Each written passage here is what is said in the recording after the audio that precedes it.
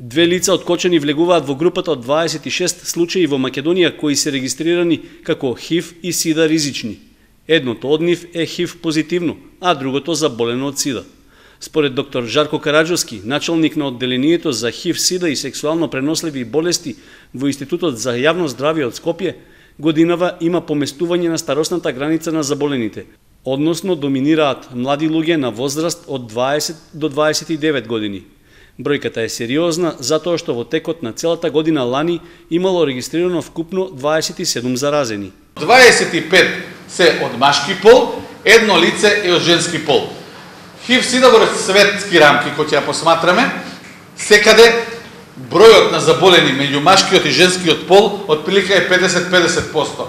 Меѓутоа, во Република Македонија, за жал, бројот е 95% се од машки пол, а само 5% се од женски пол. Доминираат со 70% или 18 случаи мажи кои имаат секс со мажи, 23% од случаите се хетеросексуален пренос, за две лица немаме статус, односно начин на трансмисија на ХИВ вирусот.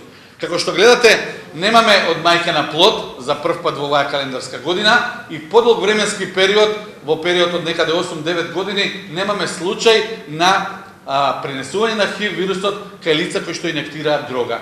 Според Караджовски, поголемиот број новооткриени случаи со ХИВ СИДА е резултат на тоа што повеќе луѓе се тестираат и најави дека за следната година преку превентивните програми на Министерството за здравство ќе се одвојат повеќе средства за набавка на повеќе тестови.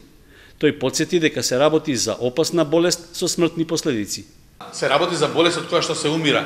На времето кога прв пат ги дававме овие информации, како што гледате, од 8 заболени во таа календарска година 8 умрени. Сега како што гледате, од некои 23, 4, 7 заболени има 1, 2, 3 до 5 умрени. Значи, животниот век на овие лица се продолжи и болеста стана хронична и долготрајна.